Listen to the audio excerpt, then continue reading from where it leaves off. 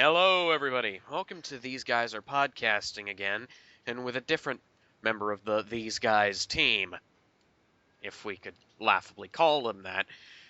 That's Samuel Gottschall, one of the original contributors Hello there. of Generations Gaming, and in fact, the guy who helped me get all this podcasting thing started. As you can probably tell by the picture and the intro, probably. And the title, we're talking about the Sega Genesis today. Probably, Indeed, we are. probably the most successful Sega console of all time. Um, it is the most successful Sega Yeah, system. it I would uh, say. was originally released Should on we mention the?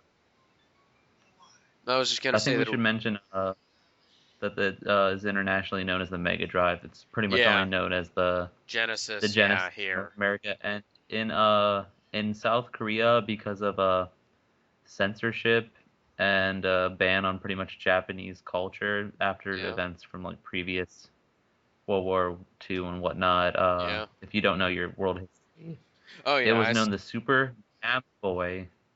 It was known as the Super Game Boy, and then later as the Super Aladdin Boy in South Korea. Ay. Well, anyways, it was originally released in 1988 in Japan. A lot of people don't really know this.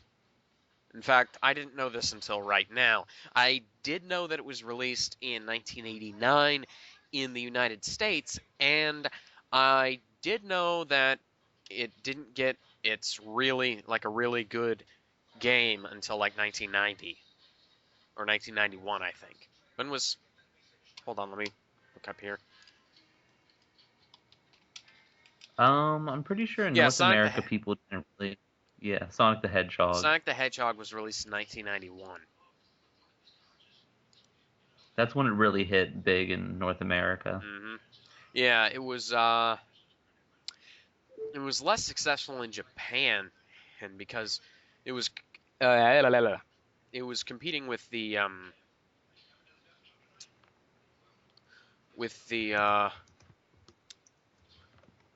Neo Geo, the PC Engine, and no, I don't.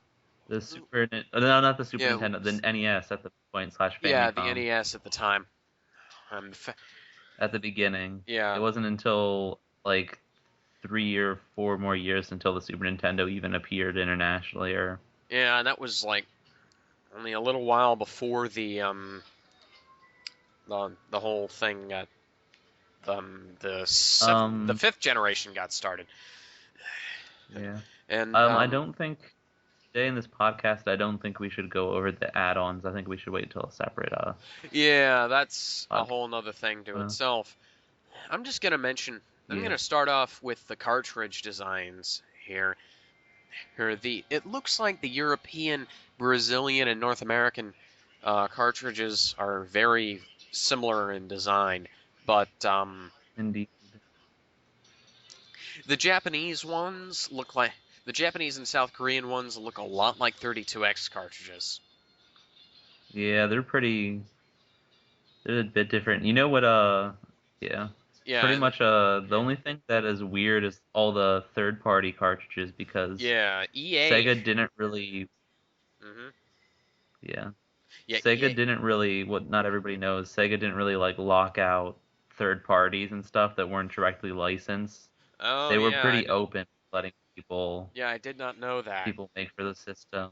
Yeah, So that's 'cause why there's so many odd cartridges from like third parties. yeah, Double Dragon has like a really big cartridge, almost the size of an EA cartridge. And I remember seeing like one of the EA sports games in like Goodwill or whatever. And I remember it was in its it was in like the VHS box type, like the box that it comes in, the plastic hard case that looks like a VHS rental Yeah. case. I opened that up and I was like, why does this have this yellow tab on the side? What is it for? What does it Yeah, do? they're not really for anything. Why is the cartridge bigger, Anna? And from what Sega Retro says, the tab is completely useless. So, and it was just sort of there. And apparently, Sunsoft had a similar design to the South Korean and Japanese um, Indeed. cartridges. There was there's these aren't even including like the really weird like religious company Oh cartridges. yeah, Like from I Color got a Dreams. I got a copy of Shaq Fu and I also got a copy of Jonah and the I think it's Joshua and the Battle of Jericho, Yeah, and both of those cartridges are really is that different. from like Wisdom Tree? I forget. I'm not gonna check into it at the moment, but Okay, yeah. also actually we could talk a while about there were several like re-releases and like there's like a billion different kinds of like packaging and stuff for Yeah. it's all pretty much in those weird like cassette style boxes, but there's a whole bunch of Yeah, variations of releases and stuff the kind of and boxes designs that of the the cartridges. yeah, the kind of boxes that the Super Nintendo would have benefited from because it would have been nice to be able to store the Super Nintendo cartridges in boxes like that. In fact, if I had like a time machine and I was done doing all like philanthropic work with that, I one of the things I'd go back and change would be to make plastic cases for the NES and Super Nintendo and N64 games. Yeah. So that They those would also last they last up unlike any cardboard box. yeah, yeah, that they're really good for storing them. I've not got a single Yeah. Genesis game that has a an actual case though, strangely enough. Yeah. I it's just the fact that anything that's a cardboard box breaks down really easily. Yeah, yeah, that's unfortunate. Um, I'm looking at a Codemasters cartridge right here that looks really weird. It looks like it's kind of rounded at the top. I mean, it's like it looks like it's almost as big as the EA cartridges. But Oh, you remember the J what I was cart? gonna get at. Oh, that's the one that had the extra controller ports in the back of it. Oh, yeah. Yeah, There's a lot of weird. interesting things. Yeah. The yeah, Sonic and Knuckles had this thing where you could this is actually Plug in the yeah, you games could on the top. strangely enough they didn't do that. They didn't actually have a like Knuckles in Sonic 1. They had Knuckles in Sonic 2 and Knuckles in Sonic 3, but they didn't have Knuckles in Sonic 1 or 3D Blast.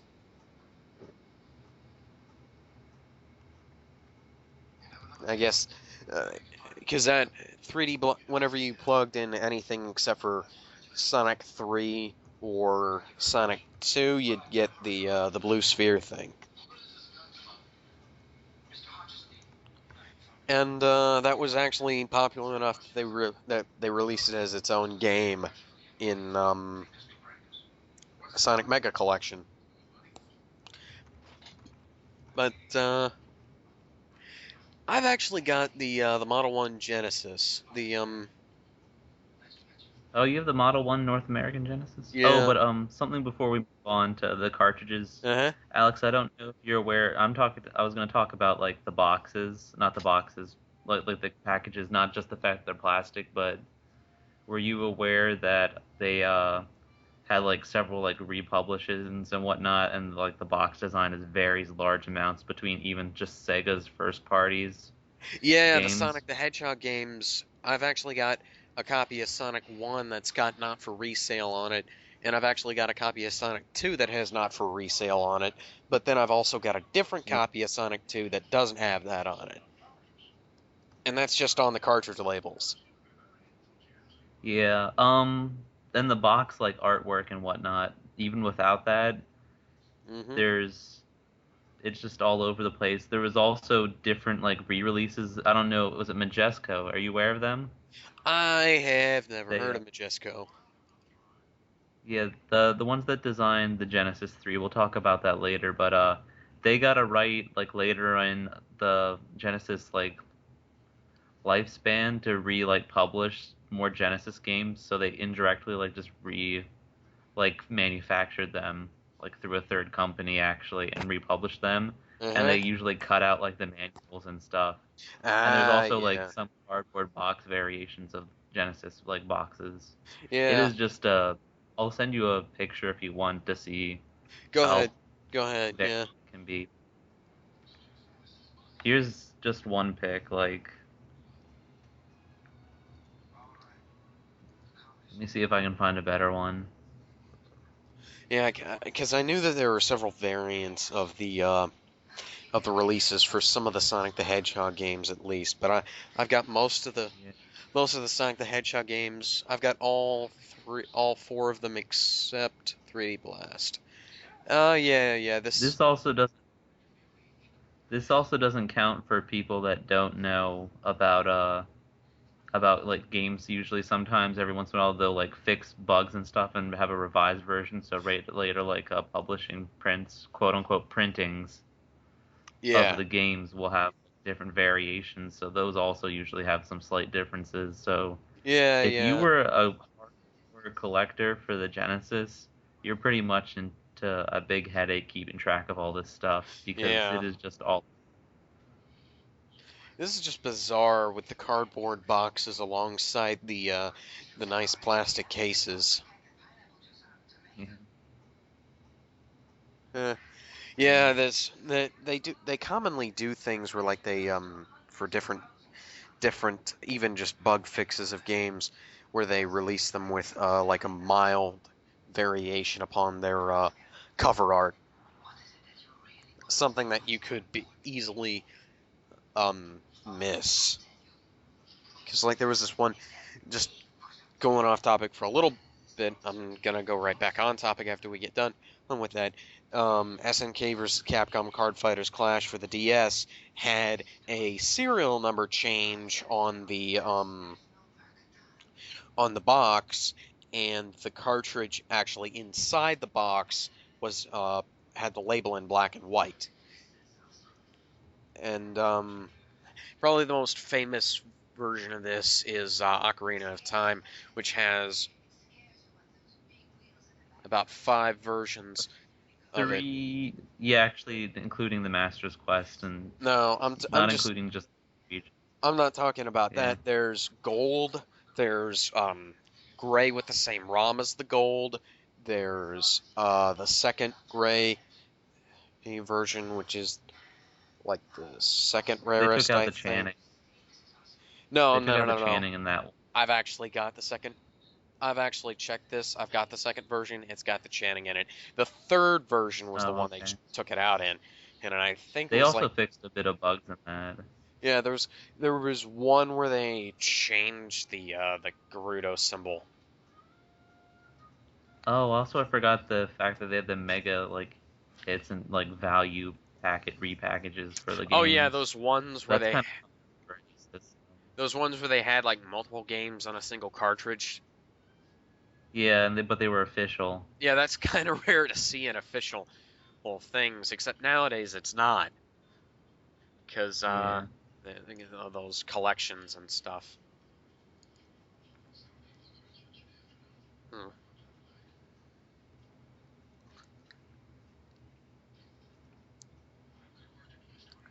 Because the Yeah.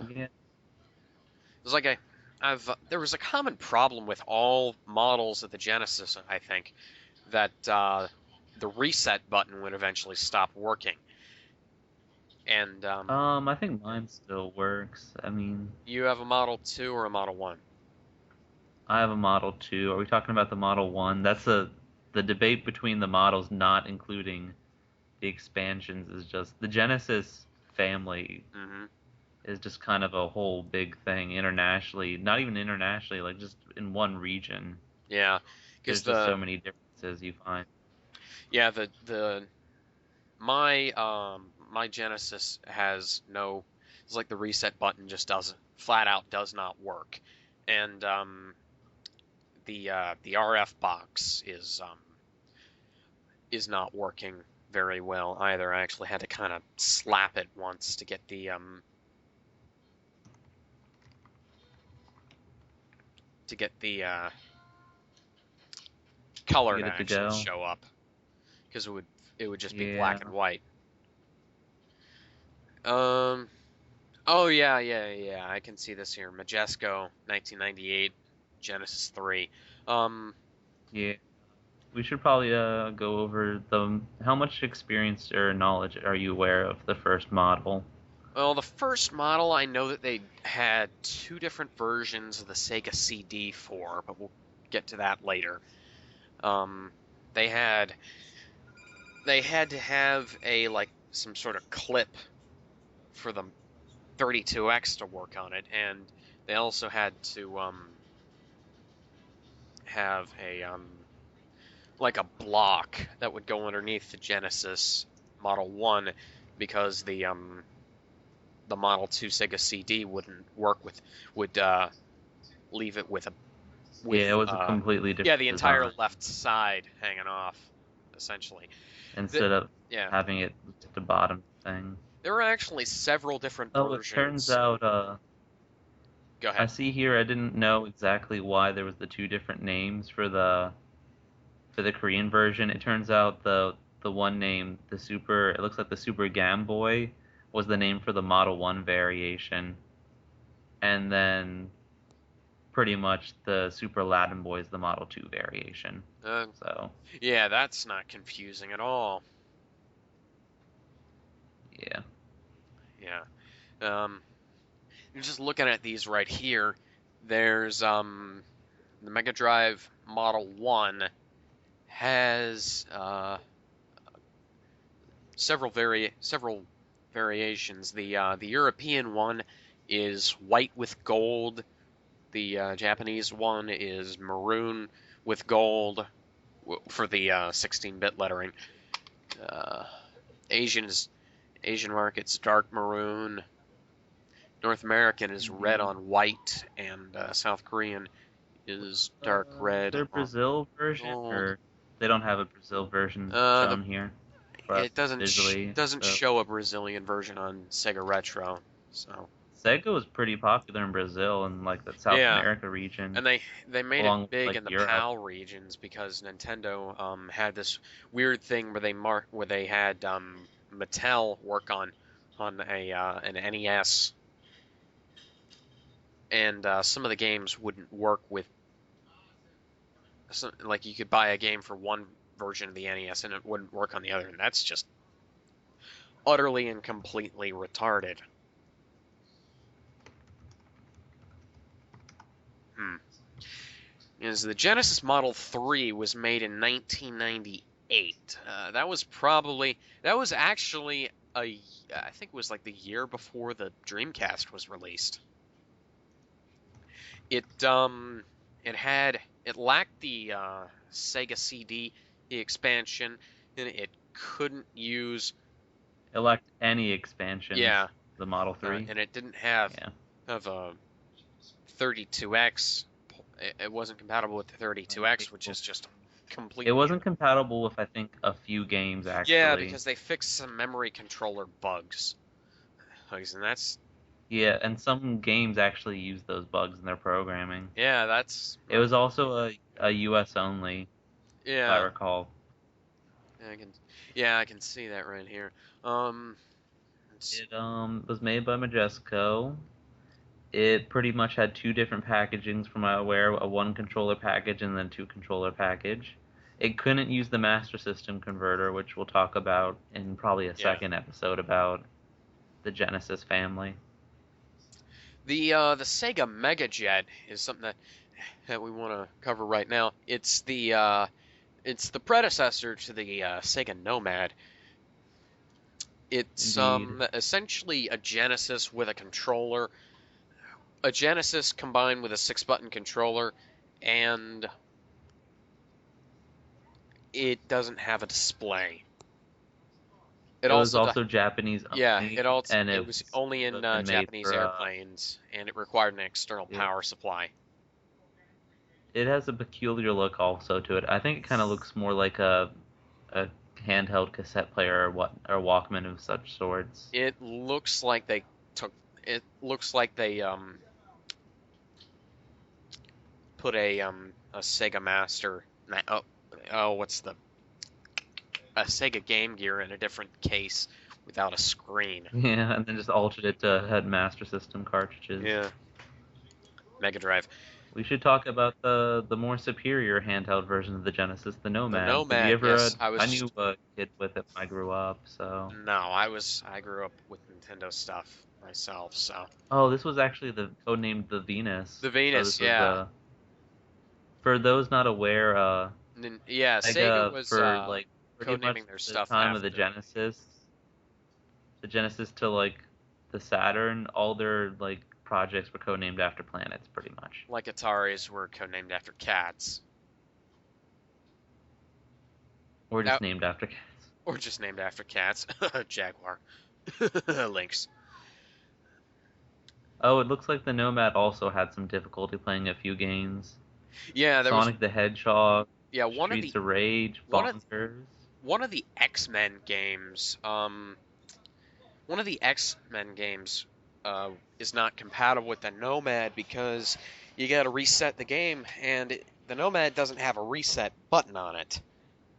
And thanks to the fact that Yeah, a lot of Genesis things started, a lot of Genesis reset buttons started, excuse me, breaking over the course of their lifetimes. Oh, sorry, I got something stuck in my throat there. Apparently, Sonic the Hedgehog and Streets of Rage incompatibility issues work with are worked around by running the multi-cart counterparts. But why would they not? Why would these games not be compatible with the Nomad? there's probably some slight variations.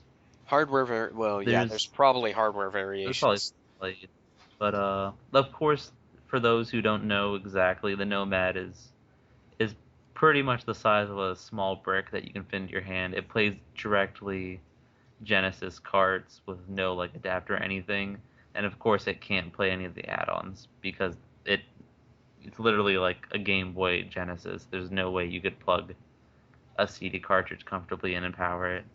Could you possibly plug a 32X into it? You if you want to plug the 30, no, actually it wouldn't work because it doesn't have the video Oh converters in the back on yeah, all. Yeah, that's one of the unless someone that's made a special yeah. adapter. You'd have to do some serious hard wiring there though.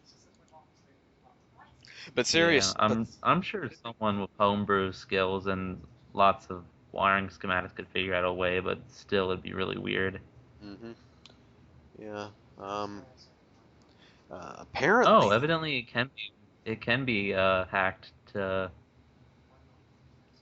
yeah. use The PAL games. Hmm. the LCD screen was actually a fairly high resolution, and but there was some like the Sonic games most obviously had a little bit of ghosting going on. Not nearly as bad as the Game Gear and the Gamecom, but still fairly bad. Um, oh, I did not know this. There's a Player 2 port on the Nomad. Yeah, there is. Yeah, and yeah, the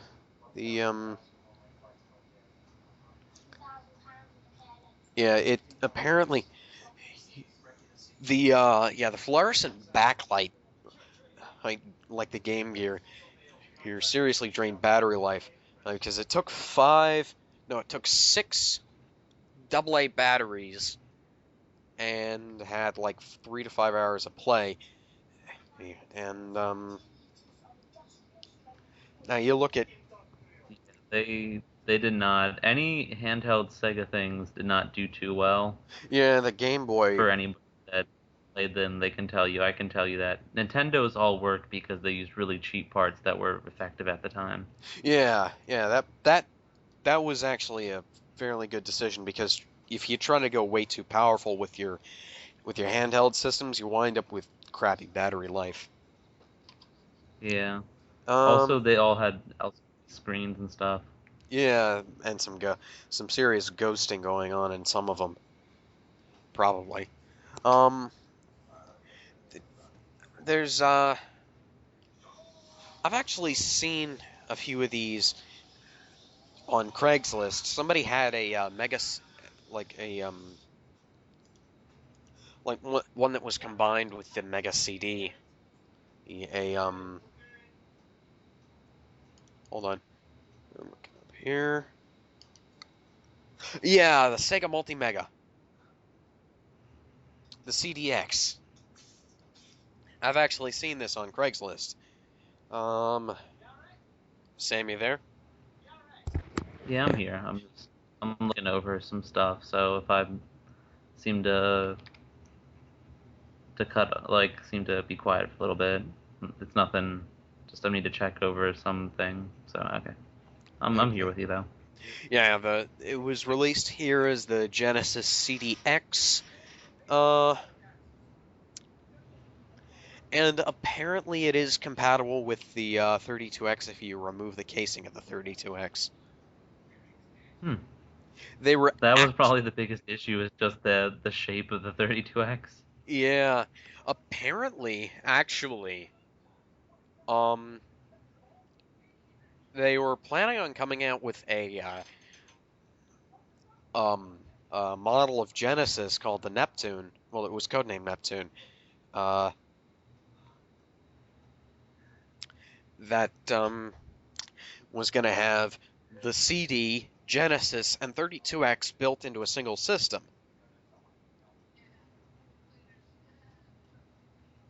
And I think that that would be kind of interesting. But something we need to talk about right now is the Pioneer Laser Active CL DA A100. Ew. Yeah. Yeah, it had. I've never actually clarify, Alex. I'm assuming you also have not really dealt with any of these in person.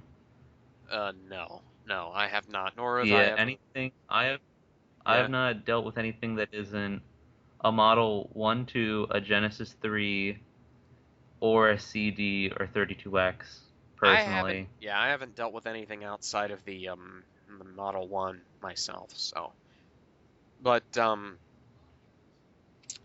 Laser Active was a. Oh, good lord! I just looked. $970.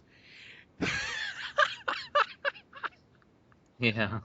Also, don't This forget thing, that counting inflation, that was 90s money.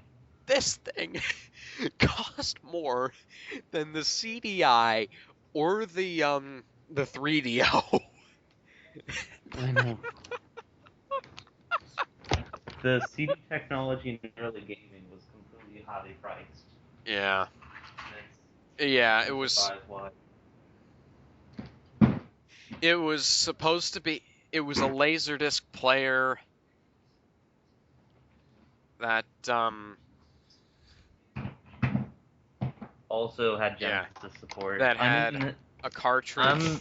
I I'm not aware personally how much not CD, Yeah. Laserdisc players cost at the time, so I have no idea how accurately it is a good buy or not. Oh, I'm assuming it's not that amazing of a price no, point. it's the Genesis was $200 and 88, and the Genesis was $200 and 89, and let me look it up right now. Yeah, you know how big a DVD is, right?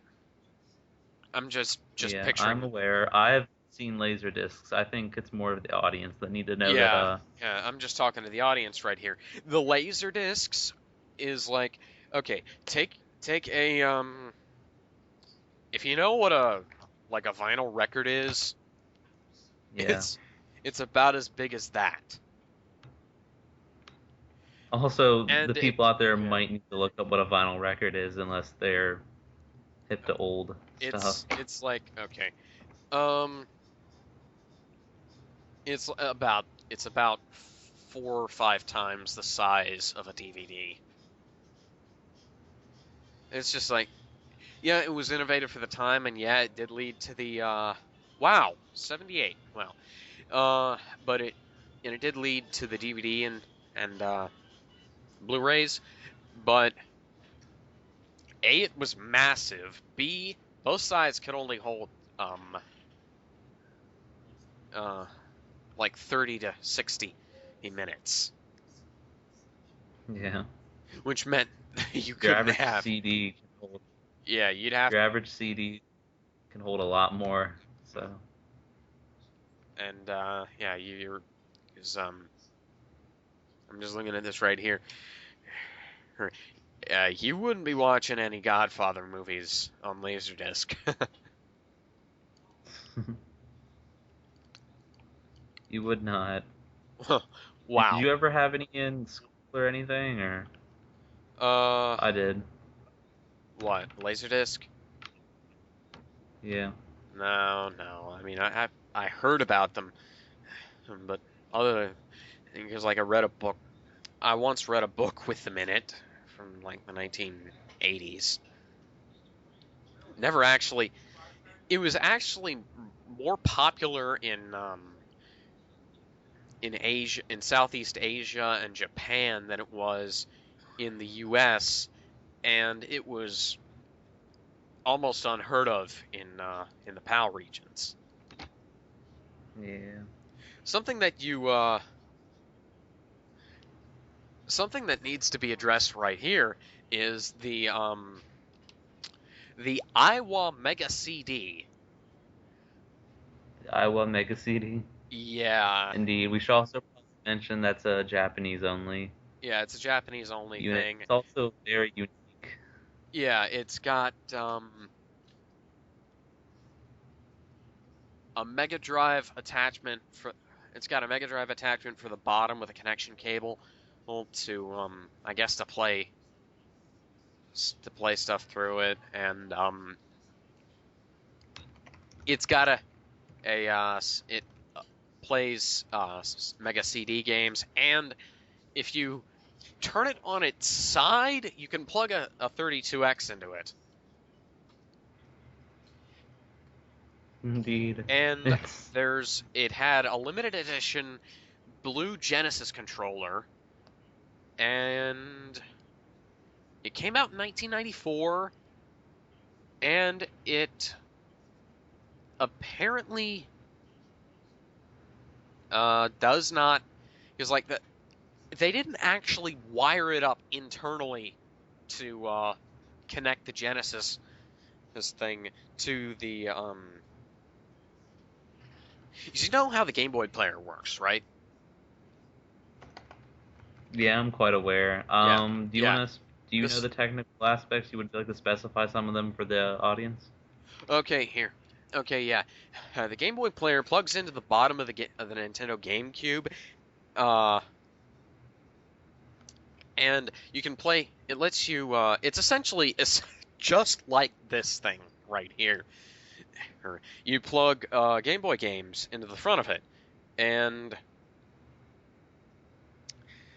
the thing with this is the difference is that the you plug that you actually plug it into the bottom of the GameCube. There's actually connectors there, whereas the uh, the Iowa Mega CD just has 4 screws in the bottom, and it requires a connection cable to hook it up to the stereo thing. This thing is actually a CD radio with a cassette player and a CD player and it- Sega It's pretty Retro. much a multi-purpose unit that did Yes, not yes, and now there's no that great. recommended retail That's price kind of here. a thing that Happened a that's kind lot of a with thing that this. happens with a lot of Japanese exclusives, Hmm. like the Nintendo Q, the Q, The is it IQ, the yeah, Panasonic Q, which is the GameCube with the DVD player? yeah, and then there's the So, and then there's like the Dreamcast that had a CRT TV built into it. Excuse me. the the Diver, is it? Am I thinking of the same thing? Yeah, I think so. But yeah, I'm just gonna go back to this Laserdisc player here. Um, it retailed for almost $1,000. It played a format that was utterly discarded very quickly. It had packs for. It allowed. It had a pack plug-in cartridge, I guess you say, that would let it play Mega Drive and Mega CD games, and brand new software called the Mega LD, which I presume would be high definition FMV games for the Sega CD. I don't know, but it also had a TurboGrafx plugin, PC Engine plugin, and apparently it used karaoke. It could have karaoke discs in it, but That's also a Japanese console yeah, Japanese. variation exclusive. Usually, Oh it no no no involves a no no carry no no no add-on. no no no no no. This Oh, that stuff was actually that this equipment was apparently released in the U.S. Yeah, the karaoke pack was released in the U.S. oh, it was okay. The Yeah, Dreamcast had a karaoke unit. Are you aware of that, or not to get off hand too much? I But did not know that. No. Sega used that. Yeah, Um, let's see here.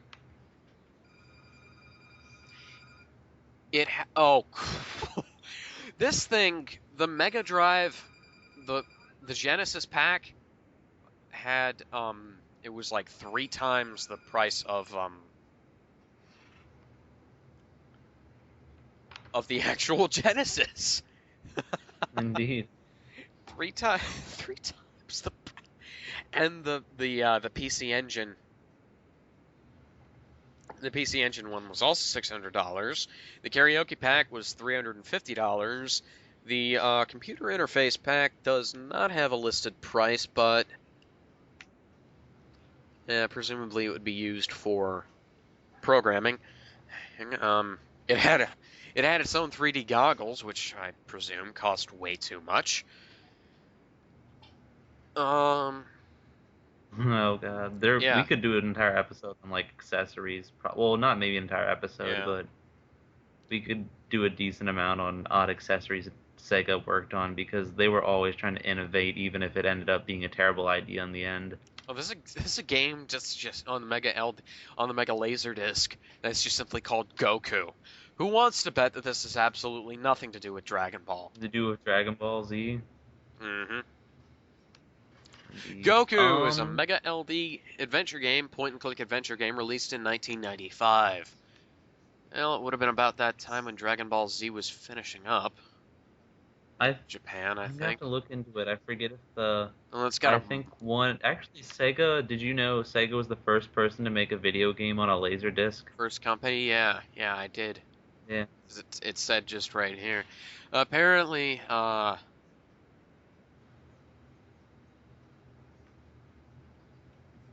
hmm, Hmm. Oh, I don't know. I'm Apparently, gonna assume that either you or me, since we barely have. I think we're just gonna mention, but we shouldn't go into detail. There was also many home computer hmm variations of the Genesis, like the Amsterdam Mega PC, which I believe is European. hmm There was some.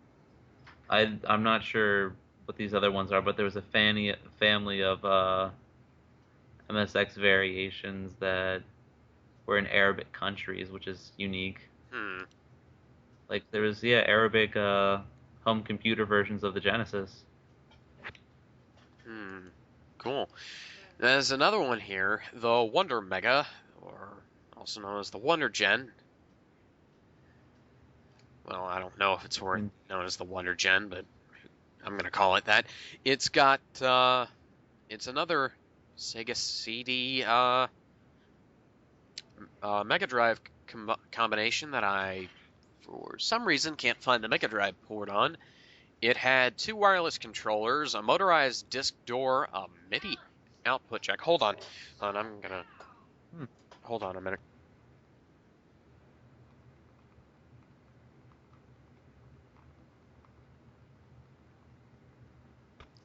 Well, anyways, it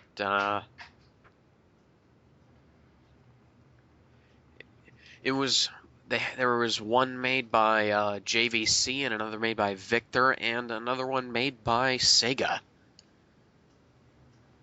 It was released in Japan under three different licenses: the Victor, her Sega, and JVC ones, and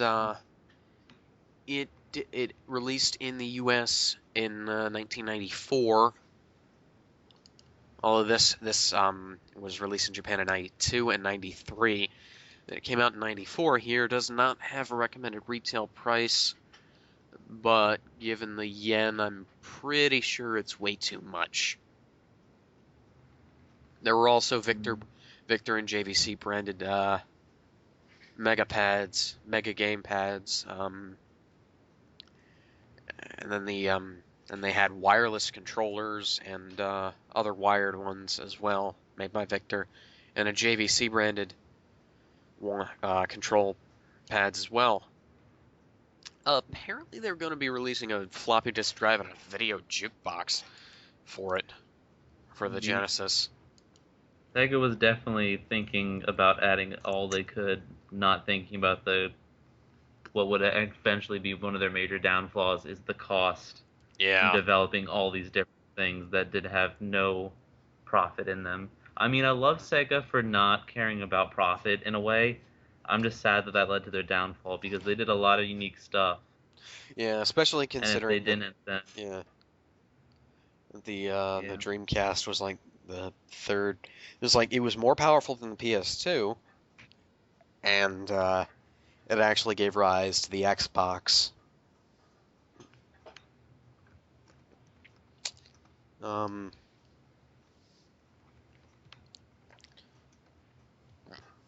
Looking down through here, did you remember how some of the games on the Genesis versus the Super Nintendo would have like really um horrible music as opposed to the Super Nintendo versions? Yeah. Yeah, and that's Depending on what it is. Some people actually designed like crafted like music properly for it, or they altered it so it would work right. But that's kind of an art in itself, changing two different yeah, systems. yeah. See the Sonic the Hedgehog games, the and Michael Jackson's Moonwalker, which Michael Jackson himself actually worked Oh, on. should we mention that Michael Jackson worked on some Sonic music? Yeah, he worked on the music for Sonic the Hedgehog 3, and that's actually about the time that John Seno, the second member, one out of the two members of Crush 40 that everybody remembers, joined Sega to work on music. But yeah. Also, it's from what's known, it's more of a rumor that Michael never had credit given to him for that game until people found out later on, not because of the child molestation accusations, but because he didn't think it was what's it called? He didn't think that the sound quality was good enough. Evidently, that was the real reason, Well, from what eh, I've heard. It's well, still not fully known. Michael's dead. well, The yeah, teams that he worked was. on it aren't easy to get a hold of, Well, so one of the members of the it's team actually mostly said just that yeah, he did work yeah, on the music for it. He just didn't want to yeah. be credited He on did it. work on the music. You got to remember he was a weird guy. He bought the rights to all the Beatles songs Yeah. just because he liked the Beatles. So, Well, that's not too weird, but well, no, I mean, if you're rich enough to do the that, more why the not? fact like it's either it's believed to be one of those two reasons why Michael Jackson was not mentioned in the credits is either he didn't think that the Genesis sound quality was good enough or because of the He didn't want child yeah, he molestation didn't want the accusations controversy at the coming time. down on him on Sega for it. Yeah, and Sega didn't want to deal with it. Yeah. I'm So looking at the at the Mega Drive right here. It's got the Mega CD, the 32X, the remote arcade system, and the Mega CD karaoke add-on on it. And this thing looks like a pile of plastic. I mean, it literally looks like a PS3. indeed, The remote arcade system was it was a wireless thing, and, and Nintendo actually had wireless controllers for the NES as well. And yeah. Did I ever tell you about Brazil's Master System wireless controllers? We'll talk about that another time, but go ahead. the Brazil yeah, well, yeah, I guess we can just mention the Master System. People don't know was the first North American or American Sega console, Yeah, and and a lot of people the don't know that Brazilian the version came stock with wireless controllers that use like a big radio like antenna sticking out of the oh system. yeah. Have you ever seen Yeah, have you ever seen those AVGN episodes where James is using the wireless the system. the Yeah, wireless Atari controllers? Yeah. yeah. A lot of people Those don't. things I hear actually have some kind of radiation given off of them. Oh yeah. Yeah. Because someone they made a I forget I've seen before there's a prototype added on variation of the Atari 2600. I think it's like the Atari 2700 where it had a Hmm. wireless controllers and stuff, but Yeah. the wireless technology was deemed unsafe, so it was never released. Yeah. A lot of people don't know that the Genesis was actually the fifth console Sega made. There was the SG-1000 Yeah. Well, and the 1000 in a Mark way it was II. the third. The It was kind of the third because the family was like SG 1000, then computer variations, and then the Master System Well, yeah, but there was also was the Sega Mark the, III in the between the SG-1000, the SG-1000 and 2, and yeah, the but Master those were more System. of the computer variations of the SG 1000. Yeah, yeah. Um, Um, I think out of I think out of all the PC versions of the Sega Master System, we should probably mention the Terra Drive a little bit. I've never It heard of was the pretty Terra much Drive. Japanese. Yeah, it was pretty much a home PC in Japan that had like a Genesis slot and used like the same hardware. Hmm. I don't know too much about the hardware at the time and how certain like systems usually use that same kind of hardware, and I assume you don't know too much about older computer specs.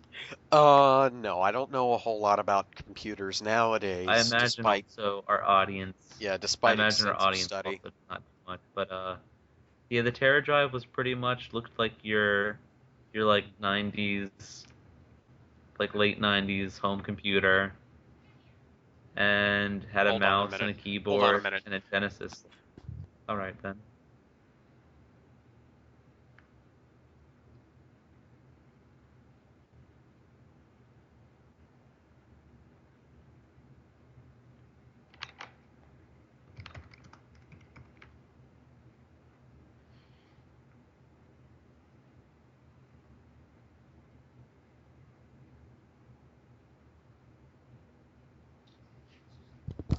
Okay, we got another 10 minutes before I have to get off and give the dog a bath. Um, the Mega CD karaoke is something that I'm looking at right here. Her, the recommended retail price is like 19,000 yen. That comes out to about 100, almost $200, I think. Yeah, a lot of these add-ons were kind of pricey. Yeah, about the same as the actual system. And it That was was only, another yeah, reason that Sega didn't turn much of a profit. yeah, it only got released in Japan. It looks like it used like whatever the large the large microphone jacks, not the 3.5 millimeters, the whatever they are, but yeah, it fits on the left of the system. It came with a microphone. It, like every other add-on for the thing, required its own power supply. It was um, essentially a big piece of plastic crap. But something that really needs to be talked about is the X band. Hmm. The what the second, not the first, the second um internet play service. It wow, it only Indeed. yeah, the first one was a modem Oh, for the Atari 2600, which was made by the company that went on to become America Online. I didn't know about that quite myself. Oh, cool. Yeah, Um, I know it's really surprising, but it was very practical for pretty much yeah, yeah. people at the time to afford this. So these were really like small things. I'm not sure. I'm sure collector's value for this hardware is probably interesting. Shut up, yeah. It apparently was never released in Japan. It was $20 when it came out, and I'd like to go back in time, buy one, and then sell it for massive amounts here. Um, since the servers don't exist anymore, but I have heard that people are working on getting NetPlay working back on them again. So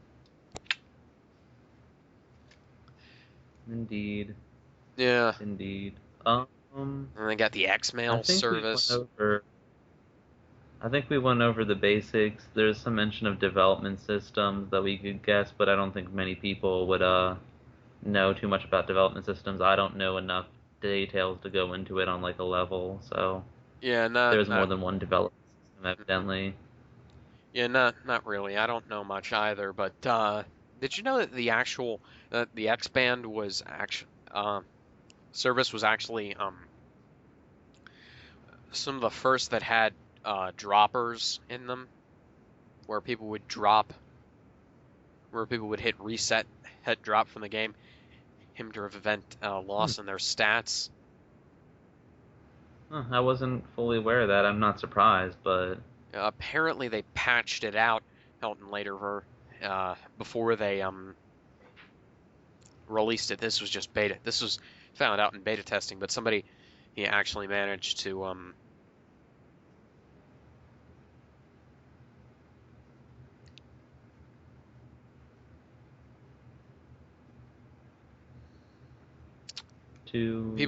people actually did find a way to get around on that in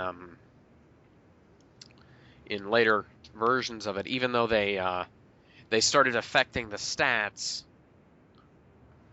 They actually started counting that disconnection as a loss in your stats, like if you disconnect the cord. But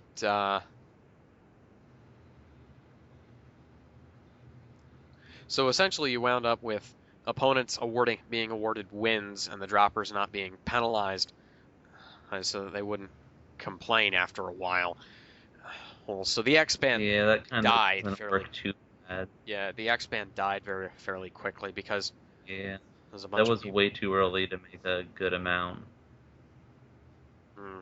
Yeah, because this is like the early '90s before decent, even average home decent internet was internet. that Yeah, big, I mean it's still. or even home internet in general wasn't Yeah, that big in it. America. I still have a hard time connecting to some online stuff. And anyways, Yeah. we'll wrap this up and start talking about Yeah, more next week. next Yeah. episode we should probably go over some of the more of the games about it, and then we'll Mhm. probably do an episode following up about the Genesis's 32X and CD and whatnot. Yep. So, see you next week. Adios. Peace, everybody.